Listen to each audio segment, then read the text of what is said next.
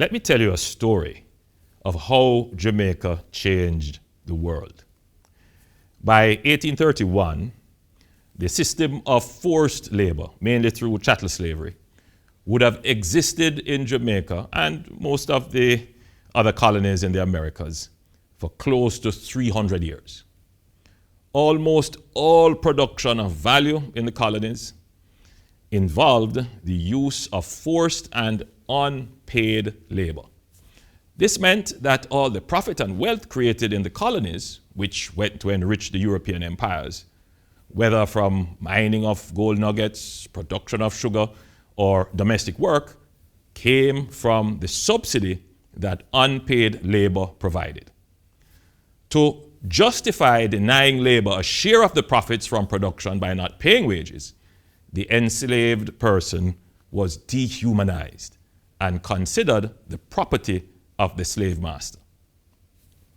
However, in the heart of our island, amidst the sugarcane fields and the oppressive weight of colonial rule, Sam Sharpe emerged as a beacon of enlightenment. A Baptist deacon, a visionary, and a man of unwavering faith. He challenged the status quo on a fundamental and profound level. With his sermons, he elevated the minds of his fellow enslaved by showing them that Christianity did not justify slavery. In fact, slavery was inconsistent with Christianity. One could not be a Christian and be a slave or enslave another.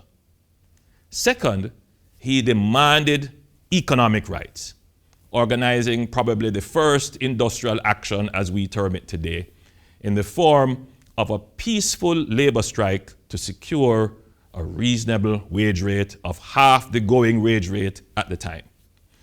The enslaved workers swore an oath to stay away from work until their demands were met by the plantation owners. What began as passive resistance became a full-fledged rebellion. It echoed across plantations, villages, and hearts. The winds of change carried more than whispers. They carried the flames of rebellion.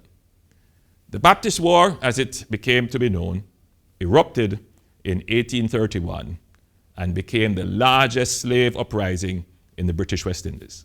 Sam Sharpe's vision was more than securing personal freedom.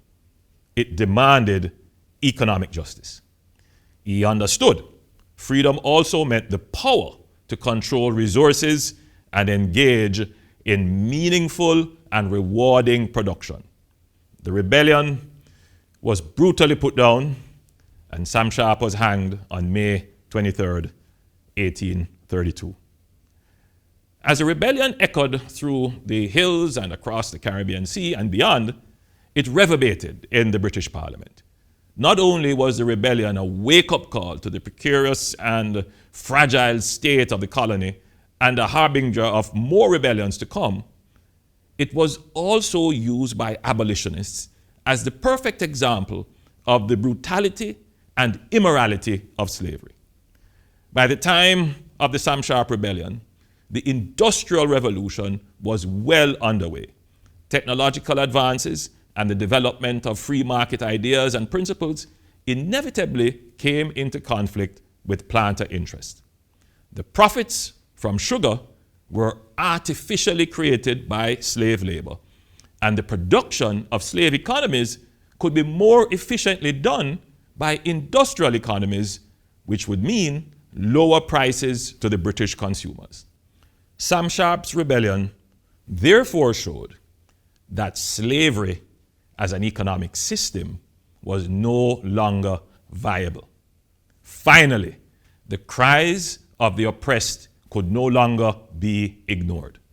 In 1833, the Slavery Abolition Act was passed, a seismic shift that shattered the chains binding millions. Jamaica stood at the forefront, a testament to courage and resilience. Full emancipation was finally achieved at midnight on July 31st, 1838.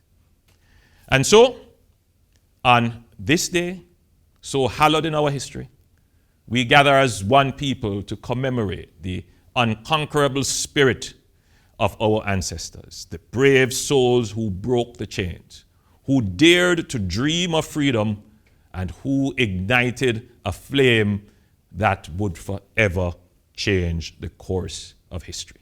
Today we raise our voices in jubilation. We honor Sam Sharpe, whose sacrifice ignited a revolution. We remember his famous words in a letter to the British Parliament. He said, "I would rather die upon yonder gallows than live in slavery." We remember the countless souls who toiled, suffered, and yearned for a dawn of liberty. Their legacy courses through our veins, urging us to build a Jamaica where justice flows like our rivers, where equality blooms like our tropical flowers. We cannot afford to rest on our laurels. The struggle for justice persists with the lessons of history still echoing in our lives today. It is crucial that we continue to advocate for reparations, but we do not wait on it. We must use our freedom to build our own wealth and secure our economic independence. Every child who celebrates freedom today must be taught that their joy is built upon the courage and sacrifices of those who fought for freedom and for the right to be able to use our God-given talent and energy for our sustainable economic gain. So together, we honor our past, shape our future, and march towards our glorious shared destiny as a proud and free people ignited with purpose. Happy Emancipation Day, Jamaica.